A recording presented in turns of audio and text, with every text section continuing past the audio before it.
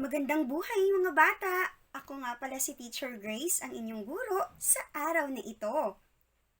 Ang atin namang content focus sa buong linggo ay iniingatan ko ang aking sarili. Ang atin namang message for today o mensahe sa araw na ito ay nagagawa ko at nalalaman ko ang tamang pag-iingat ng aking sarili sa lahat ng panahon.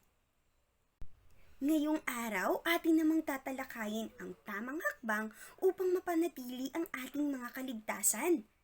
Una, ano nga ba ang ibig sabihin ng safety rule o safety measure? Pangalawa, ano nga ba ang dapat gawin ng isang batang kindergarten upang mapanatili ang kaligtasan ng kanyang sarili o pag-iingat ng kanyang sarili sa lahat ng panahon? Ano nga ba ang ibig sabihin ng safety rules o safety measures? Ito ay mga hakbangin o paalala upang mapanatili ang kaayusan at higit sa lahat ay ang kaligtasan. Ito ay pinatutupad sa lahat ng lugar, higit ng ating pamahalaan upang mapangalagaan ang ating kaligtasan ng bawat tao sa lahat ng lugar. Ngayon, nalaman na natin ang ibig sabihin ng safety rules o safety measure. Ngayon naman, tingnan natin isa-isa ang mga larawan ng tamang pag-iingat sa ating mga sarili. Tamang pag-iingat sa ating sarili sa loob ng ating tahanan kapag tayo ay nasa kalsada, sa oras ng laro at sa iba pang lugar. Ang mga larawang ating tatalakayin ay mga bagay at gawain na dapat nating gawin at sundin upang mapanatili natin ang ating kaligtasan at naiingatan natin ang ating mga sarili. Ang una ay ang pagsunod sa mga alituntunin ng COVID-19 na protocol na binigay ng ating gobyerno upang maiwasan natin ang mahawa at magkaroon nito. Ang unang larawan upang iwasan ang pagkakaroon o pagkahawa ng COVID-19 o pagdami nito. Una ay pagsunod sa social distancing na kung saan dapat ay magkalayo-layo tayo, 1 meter away. Ang pangalawa ay pagsusuot ng face mask sa lahat ng panahon. Ang pangatlo ay iwasan natin ang maraming tao o yung mga crowded places na kung maaari nga ay iwasan nating pumunta dito. Ang pang-apat na larawan ay ugaliin natin ang paghuhugas ng kamay at paggamit ng alkohol. Ang panglimang larawan ay iwasan nating hawakan ang ating mga muka, lalo't higit ang ating mga mata, ilong at bibig. Ang pang-anim na larawan, kung tayo'y umuubo o nauubo at nasisinga, gumamit tayo ng tissue o ang sleeve ng ating mga damit. At higit sa lahat, itapon natin sa tamang basurahan ang nagamit na nating tissue at tayo ay maghugas ng kamay. Ang pangpitong larawan ay ugaliin nating maglinis ng ating mga tahanan at mag-disinfect ng mga kagamitang ginamit natin sa labas.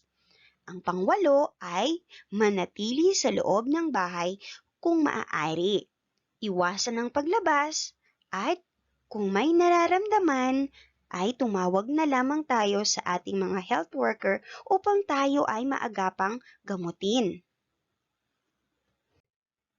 Ito naman ang mga karagdagang mga alituntunin sa loob ng ating tahanan kapag tayo nasa kalsada, sa oras ng laro at sa ibang lugar na dapat nating gawin at dapat gawin ng isang batang kindergarten upang mapanatili ang kaligtasan.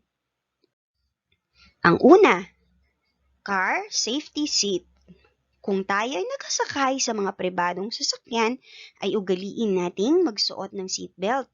Kung wala namang seatbelt, kung tayo nakasakay sa mga pampublikong sasakyan, manatiling nakaupo upang hindi tayo matumba, malaglag o madisgrasya.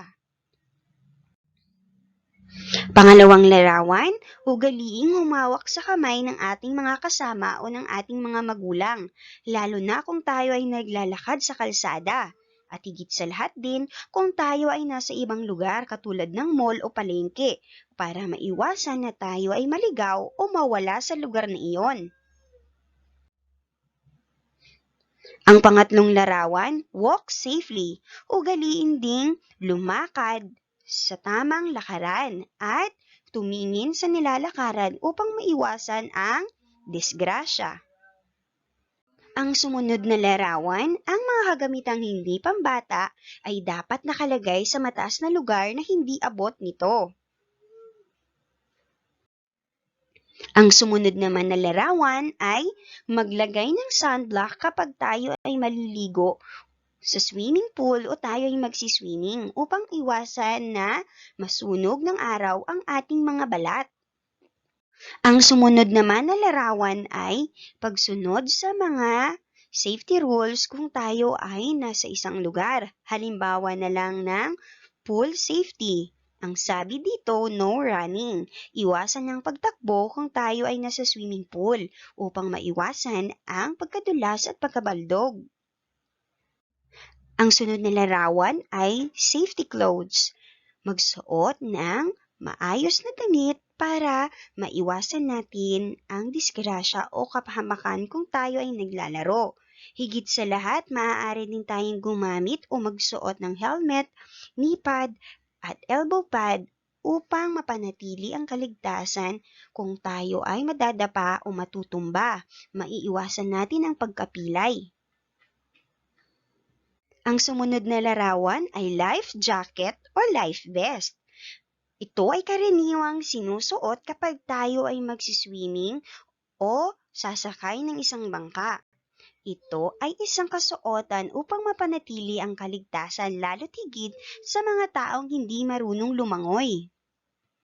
Ang sumunod na larawan ay nagpapakita ng tamang pagsunod kung saan tayo dapat tatawid. At higit sa lahat, sundin ang rules o pahintulot ng traffic enforcer kung kailan tayo tatawid. At ugaliin ding tumawid sa tamang tawiran. Ang sumunod na larawan ay nagpapakita ng tamang pagsunod at tamang pamamaraan at pag-iingat ng ating sarili kung tayo ay maglalaro gamit ang ating mga bike. Dapat nakasuot tayo ng helmet upang protektahan ang ating mga ulo kung sakaling tayo ay matumba o madisgrasya. Ngayon, natalakay na natin ang tamang pamamaraan at pag-iingat ng ating mga sarili sa kalsada, sa tahanan o sa oras ng laro. Ngayon, halina at tayo naman ay magsanay. Tingnan mabuti ang mga larawan. Piliin kung ito ba ay tamang pagpapakita ng pag-iingat ng sarili o maling pag-iingat ng ating mga sarili. Check kapag tamang pag-iingat ng sarili, X naman kung mali. Ang unang larawan ay ugaliing pagsuot ng sapatos o tsinelas kung tayo ay lalabas. Tama o mali? Mahusay mga bata, tama, sapagkat lagi natin dapat suotin ang ating mga sapatos o tsinelas upang protektahan ang ating mga paa kung sakaling may bubog o anumang dumi ang meron sa labas. Sumunod na larawan, paglalaro ng mga matutulis na bagay tulad ng kutsilyo. Ito ba ay tama o maling pangangalaga o pag-iingat ng ating sarili? Mahusay mga bata, mali, sapagkat ang paglalaro ng mga matutulis at matatalim na mga kagamitan tulad ng kutsilyo ay hindi tamang pag-iingat ng ating mga sarili. Tingnan ang larawan. Ito ba ay tamang pag-iingat ng ating sarili o maling pag-iingat ng ating sarili? Pagbaba at pag-akyat ng marahan sa hagdanan. Mahusay mga bata, tama, sapagkat ang pag-akyat at pagbaba ng marahan sa hagdanan ay pag-iingat ng ating mga sarili na mahulog o madapa. Tingnan ang larawan. Ito ba ay tamang pag-iingat ng ating sarili o maling pag-iingat ng ating mga sarili? Pagtakbo ng may marahan at pag-iingat. Mahusay mga bata, maaari tayong tumakbo, ngunit dapat tayo din ay nag-iingat. Tingnan ang nasa larawan. Ito ba ay tamang pag-iingat o maling pag-iingat ng ating mga sarili? Pagtawid sa tamang tawiran. Mahusay mga bata, ang pagsunod sa pagtawid sa tamang tawiran ay pag-iingat din ng ating sarili. Tingnan ang nasa larawan. Ito ba ay nagpapakita ng tamang pag-iingat ng sarili o maling pag-iingat ng ating mga sarili? Nasugat ka dahil naglalaro ka ng kutsilyo. Mali, mga bata, sapagkat ang paglalaro ng mga matatalim at matutulis na bagay ay hindi natin pwedeng gawin sapagkat ito ay hindi nagpapakita ng hindi pag-iingat ng ating mga sarili. Ang sumunod na larawan ay pagsuot ng helmet. Ito ba ay pag-iingat ng sarili o hindi pag-iingat ng ating mga sarili? Mahusay mga bata, ang pagsuot ng helmet ay isa ding pamamaraan upang ingatan ang ating mga sarili lalo't kung tayo ay naglalaro tulad ng pagbabike.